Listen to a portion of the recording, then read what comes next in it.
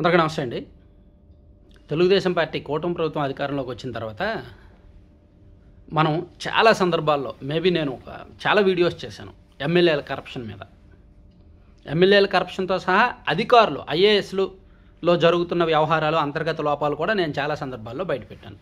అంతెందుకు, ఇందాక ఒక వీడియో చేశా. సీఎంఓలో పనిచేస్తున్న ఒక ఐఏఎస్ అధికారి వాళ్ళ సోదరుడు శ్రీకాకుళం జిల్లాలో కాంట్రాక్టర్ ఏ విధంగా జరుగుతోంది వ్యవహారం అనేది కూడా ఒక వీడియో చేశాను. చూడకపోతే డిస్క్రిప్షన్లో ఉంటుంది, పైన ఐకార్డ్స్లో ఉంటుంది, ఒకసారి చూడండి. చాలా ఇంపార్టెంట్ వీడియో అది.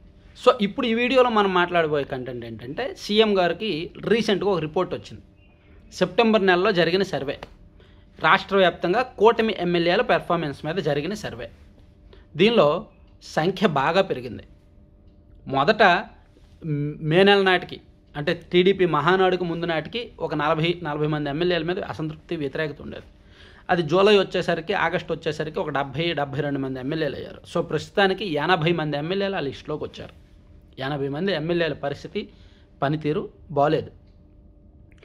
బాగోలేదంటే ఏ విధంగా అంటే, కరప్షన్ జరుగుతోంది, కమ్యూనికేషన్ బాగోలేదు, క్యాడర్తో. అంటే ఎమ్మెల్యేలు చేసుకోవాల్సింది ముఖ్యంగా 1 పబ్లిక్ రిలేషన్స్ మెయింటైన్ చేయాలి, 2 పొలిటికల్ మేనేజ్మెంట్ చేసుకోవాలి, 3 క్యాడర్ మేనేజ్మెంట్ చేసుకోవాలి, 4 మీడియా మేనేజ్మెంట్ చేసుకోవాలి. ఈ 4 స్తంభాలు లాంటివి ప్రతి ఎమ్మెల్యేకి కూడా గ్రౌండ్ లెవెల్లో. దీనికి క్యాడర్ మేనేజ్మెంట్ అంటే క్యాడర్తో కమ్యూనికేషన్ ఉండడము, క్యాడర్కి ఏమైనా కష్టం వస్తే వెళ్ళడం, ఇదంతా. సో పబ్లిక్ రిలేషన్స్ అంటే అందరికీ తెలుసు. పొలిటికల్ మేనేజ్మెంట్ అంటే ఎప్పటికప్పుడు మంత్లీ వన్స్ బూత్ లెవెల్లో పార్టీ స్ట్రక్చర్ ఎలా ఉంది, ఏమైనా ఇబ్బందులు ఉన్నాయా పార్టీ పరంగా, అంతా చూసుకోవడం. ఇక మీడియా మేనేజ్మెంట్ అంటే మీడియాతో ట్రాన్స్పరెంట్గా ఉంటూ, కమ్యూనికేషన్ అది బాగుంటూ, ఎప్పటికప్పుడు ప్రెస్ మీట్లు పెడుతూ, లేదంటే సమాచారం చెప్తూ, నియోజకవర్గ అభివృద్ధికి సంబంధించి ఏదో ఉంటూ, ఇవన్నీ ఉండాలన్నమాట. ఈ 4 ఉంటేనే ఒక రకంగా ఉంటుంది. ఇవి కాకుండా ఇప్పుడు కొత్తగా వచ్చిన ఎమ్మెల్యేలలో ఈ క్వాలిటీస్ ఏమి చాలా తక్కువ ఉన్నాయి. కొత్తగా గెలిచిన ఎమ్మెల్యేలకి ఏం తెలియట్లేదు, వాళ్ళకి ఏం చేయాలో కూడా తెలియట్లేదు. ఎమ్మెల్యే పదవి వచ్చిన వెంటనే ఇంకా కొమ్ములు వచ్చేసాయి. ఈ కొమ్ములతో మనం దొరికినట్టు పొడిచేద్దాం, మొత్తం పొడిచేసి ఆ పేగులు లాగేసి మెడలో వేసుకుందాం అనేటట్టు కొంతమంది వ్యవహరిస్తున్నారు. దానివలన విపరీతమైన కక్కుర్తి కరప్షన్ జరుగుతుంది. ఊహించినటువంటి స్థాయిలో కరప్షన్ జరుగుతుంది.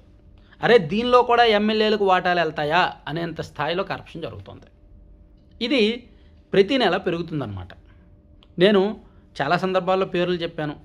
లిక్కర్, మద్యం దుకాణాల్లో వాటాలు వస్తున్నాయి. దుకాణాల నుంచి నెల మామూలు తీసుకుంటున్నారు, అది ఎక్కువ ఉంది. కొన్ని చోట్ల బెల్ట్ షాపుల నుంచి కూడా వాళ్ళే మెయింటైన్ చేస్తున్నారు, అది అన్ని చోట్ల చాలా చోట్ల ఎక్కువ ఉంది. ఇంకోటి రేషన్ మాఫియా, ఇది కూడా కంట్రోల్ అవ్వట్లేదు, ఎక్కువ ఉంది. అన్నిటికీ మించి భయంకరమైన కరప్షన్ ఏంటంటే పేకాట శిబిరాలు. విచ్చవిడిగా పేకాట ఆడించి రోజుకి 2 లక్షలు 3 లక్షలు. ఉమ్మడి పశ్చిమ గోదావరి జిల్లా, ఏలూరు జిల్లాలో చూసుకుంటే రోజుకి 2 నుంచి 3 లక్షలు తీసుకుంటున్నారు కొంతమంది శాసనసభ్యులు. కాకినాడ జిల్లా అదే పరిస్థితి, గుంటూరు వైపు అదే పరిస్థితి, ఈవెన్ శ్రీకాకుళంలో కూడా అదే పరిస్థితి. సో రాష్ట్రం మొత్తం కూడా 3 పువ్వులు 6 కాయలు అన్నట్టు పేకాట జరుగుతోంది. అంటే ప్రభుత్వం, నాకెందుకో పొలిటికల్ గవర్నెన్స్ అంటే చంద్రబాబు గారు చెప్తారు కదా, ఇదేనేమో. అరే మీరు పేకాట ఆడించుకొని డబ్బులు తీసుకుంటారా నెల, లేదా మీరు బెల్ట్ షాపులు విచ్చలవిడిగా పెట్టేసుకోండి, ఒక ఊరిలో 4-5 బెల్ట్ షాపులు అయినా ఇచ్చేయండి, వాళ్ళ దగ్గర నుంచి తీసుకోండి అనేదేనేమో. సో అలా అంటే కంట్రోల్ ఇప్పుడు చంద్రబాబు గారికో లోకేష్ గారికో తెలియదంటారా, వాళ్ళకి తెలియక జరుగుతుందంటారా? తెలిసినా కంట్రోల్ చేయలేకపోతున్నారు. ఎందుకంటే ఎక్కువ మంది అయిపోయారు. ఎంతమంది నన్ను కంట్రోల్ చేస్తారు, ఎంతమంది నన్ను నిఘా పెడతారు? రిపోర్ట్లు వస్తున్నాయి, ఎప్పటికప్పుడు ఇంటెలిజెన్స్ రిపోర్ట్లు వస్తున్నాయి, టాస్క్ ఫోర్స్ రిపోర్ట్లు వస్తున్నాయి, వేరే సోర్సుల ద్వారా రిపోర్ట్లు వస్తున్నాయి, ప్రైవేట్ ఏజెన్సీల ద్వారా రిపోర్ట్లు వస్తున్నాయి, షో టైమ్ ఏజెన్సీ ద్వారా రిపోర్ట్లు వస్తున్నాయి. కానీ దాన్ని ఏమీ చేయలేని పరిస్థితి.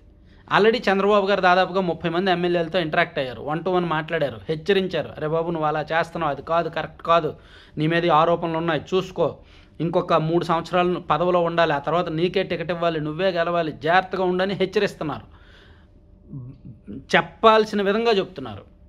ఒక కొడుకు దారి తప్పితే తండ్రి ఎలా చెప్తారో అలా చెప్తున్నారు. అయినా సరే వాళ్ళు పట్టించుకోవట్లే, ఇలా విని ఇలా వదిలేసి మళ్ళీ గ్రౌండ్ లెవెల్కి వెళ్ళి ఇంకా రెచ్చిపోతున్నారు.